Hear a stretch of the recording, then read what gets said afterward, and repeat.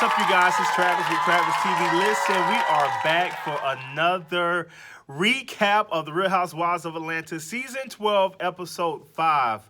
Y'all, this episode was so good. We're just going to jump right into it. Again, thank you to Bravo TV. If this is your first time watching any of my videos, make sure you like, comment, subscribe, and share this video with anyone and everyone that you may know. All right, we're just going to jump right into it, y'all. My mouth is already watered. There was so much stuff to talk about. Okay, so one of the first things that I noticed on this episode, Kandi spent over $5,000 a month for Riley's apartment in New York. So if you guys know, Kandi, she likes to make sure that Riley is constantly involved with stuff during the summertime or during her free time. So this summer, she's actually going to do an internship in New York with Kandi's entertainment lawyer. So you see the scene where the whole family goes up to New York and they are looking at Riley's new apartment, and Riley's apartment was over $5,000. Yo, payment, I need that money. Riley, what is going on? $5,000 is a lot for an apartment. And you guys, I used to live in New York once upon a time, and nothing that I paid for was $5,000. So I'm just trying to figure out why somebody that is teenager paying $5,000 a month for a 2-bedroom, 1-bathroom apartment. But hey, Kandi got it. Kandi got the coin. She got the bag. She got them sitting up, stacking up. So she want to spend $5,000 on her daughter for internship, just for her to get connected with her entertainment lawyer. So be it. Kandi got the money, so you can do it. Kandi, you know I love you. If you want to spend $5,000 over here, by all means, send that money this way. Okay, and then another part, I don't know if you guys been noticing, but what I appreciate about this season between Kandi and Todd, you're really starting to get a better understanding of their marriage. They're really showing you, hey, we may be married, but we have disagreements, but we're able to work through some things. So as you guys noticed in this episode as well, when when the whole family's at Riley's apartment, and Kandi really wants to help her daughter out, her other daughter, Todd's daughter, out in regards to giving her money, even an allowance and things of that nature. But Todd is kind of more on the old school side, feeling as though that she shouldn't get stuff that's handed out to her and that she should really work for it. And, you know, Kandi was like, well, I want to help her. This is my daughter too. She wants to give out money and just kind of help her on along the way. But I think Todd is trying to teach her the importance of working hard and not just having things handed to you. So I see both sides of it. I see Kandi's side. She want to help out her stepdaughter. And I also see Todd's side of teaching her daughter the responsibility of hard work. So it's neat to hear them in regards to that one now. Now, this particular episode as well, you do see Nene and Marlo.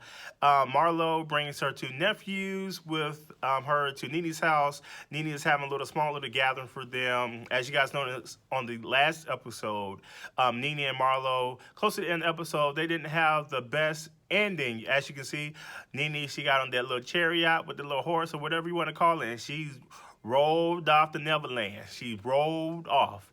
But it is good to see that you see a real side of their friendship. And I can tell Nene really does take her friendships very seriously. And you see, hey, we may have disagreements. We may not agree with something, but we're able to talk things out. We may walk away from the situation like Nene did.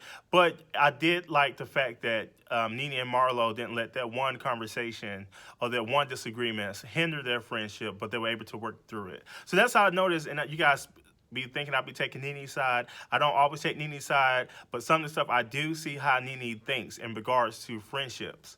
Prime example, her and Marlo got into it, not really into it, but they had a disagreement in regards to Nene being right, or how she felt, or feeling as though that she's supposed to owe Cynthia an apology, and Nene doesn't feel that she owes Cynthia an apology.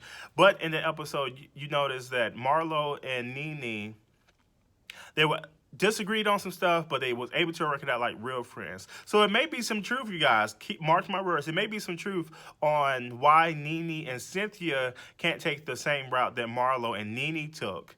So you guys got to keep watching. I'm telling you, it's going to get juicier and juicier. And mark my words, a lot of this stuff will make sense very, very soon. Trust me, trust me. You know, the teapot is overflowing for all this juice and tea that's going on in Atlanta. All right, so now I know you guys tired of me talk about this. Porsha and Kenya, they're still going through it with their significant others. Portia's still going through with Dennis. By this time, you can kind of see Porsha, she's still trying to work out everything far as having somebody watch her baby while she work and still go out with the ladies. And her, and at this particular point in time, her and Dennis, they are starting to get a little bit better. As you guys know, Dennis is coming over there every weekend to see the baby, to spend time with the baby. But you can also see Portia's mom really has stepped in a lot to help make sure the baby is good. And then also Portia's sister Lauren, you can see her stepping in helping with the baby. And Porsha just got a new nanny. As you guys can see with the Bailey Q, she brought the nanny with her. She brought her sister. She brought Shamara. She just brought the whole crew.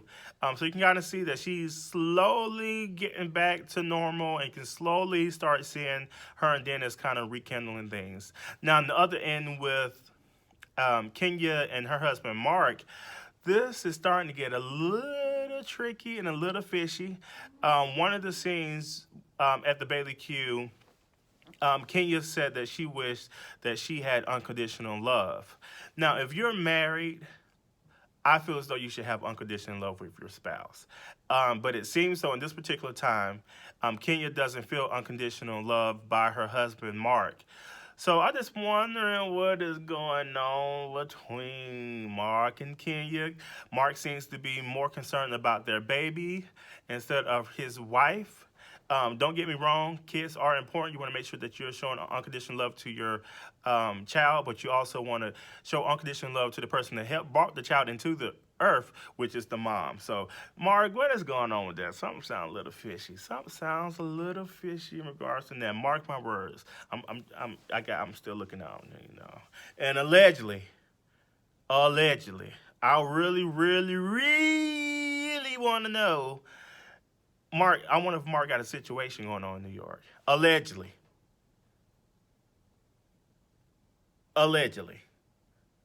Dot. All right, moving on. Eva.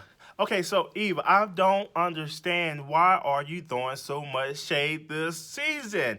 We love the regular Eva. We love Eva being fun, beautiful, and throwing light shade. But you've been so shady. And the crazy part about it, you throwing shade at people that don't really have a problem with you. Just because your other friends have a problem with somebody doesn't mean that you have to be shady along with them. Get to know them for them and not for what your friends have to say. Prime example, everything, my opinion, everything that Cynthia has went back to Eva with in regards to Nene, Eva has been all up on Nene's case about it. Just been throwing shade at her. She's been throwing shade at Kenya. She's been throwing shade at Marlo. She's just been throwing shade at everybody. And I'm still trying to understand, Eva, why are you throwing all this shade when really you don't have the problem with these ladies? Your friend has a problem with the ladies. So let your friend, if she has such a strong backbone, let her handle the situation with her friends and not you.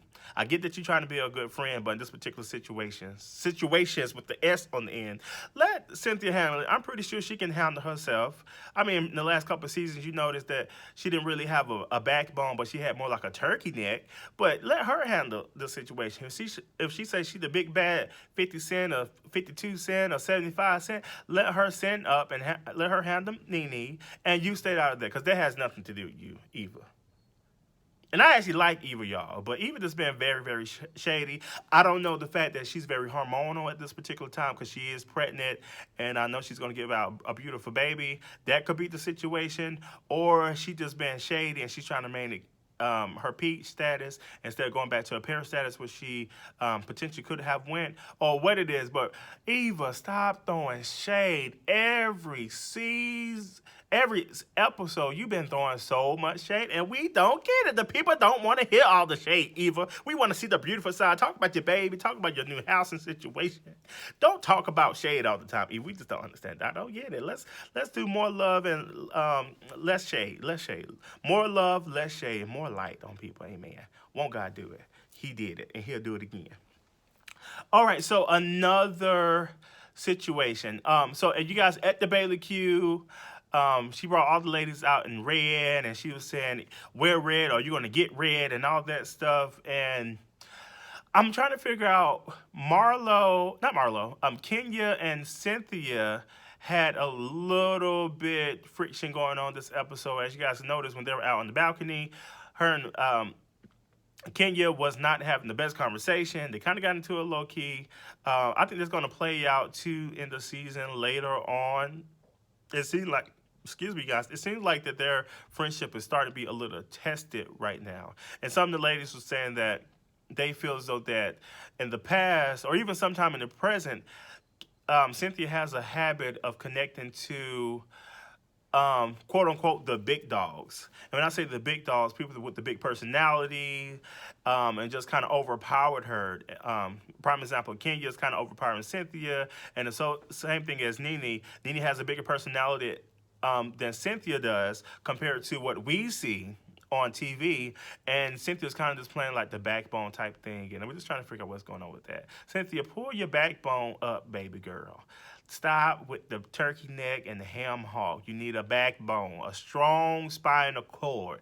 Right now, you got that turkey neck and it's already been boiled and it's breaking and falling apart, and you need to pick that pieces back up and put it together. I'm just saying. But this episode, it was still a good episode. As you guys know, one thing I've noticed about this season compared to other seasons, you're really seeing more of their family. So, and this, you're seeing Nene with her husband, you're seeing Kandi with her husband, showing her kids their situation. And then, of course, you know, Porsha has a new baby, Kenya has a new baby, Kandi also has a new baby, Eva's pregnant, just the whole world. I got the whole world in my hands. And they're showing a lot of kid stuff. So I've been enjoying the season so far. Trust and believe the season's still going to get more juicy and more tasty and just more delicious. And I know my mouth is watering again, but it's going to be a lot this season. So you definitely, guys, want to make sure that you're tuning in every Sunday at 8 because the tea pot is going to be getting hotter and more steamier. And this is going to be a good season overall. Now, one thing that I do also want to mention, a lot of people from previous episodes was trying to figure out the reason why Nene was not in the first 2 episodes. To clear the air, and I actually heard this verbatim from her, she was not fired from the show, she was not asked to come, she was not suspended, or any of that. They was simply negotiating her contract. So that was the reason why she was not in episode 1 or episode 2, because they were still going back and forth negotiating her contract. This is coming from Nene. This is not coming from anyone else. This is coming directly from Nene. She stated that they were negotiating her contract. That's the reason why you guys can see her in on episode 1 and episode 2. So I know Kenya was trying to be shady on Wendy Williams' show, stating that, well, you got to be careful what you do, or something she was saying on there, trying to be shady, making it seem like Nene got fired or Nene wasn't asked to come back. Nene was simply negotiating the contract. It's that simple.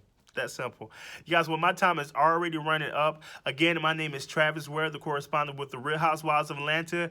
And you guys, we just did a recap. Don't forget to like, comment, subscribe, and share this video with anyone and everyone that you may know. And don't forget to hit the push notifications so you can know anytime I drop a video. We're going to be dropping a video every single week, every single Monday at 8 p.m.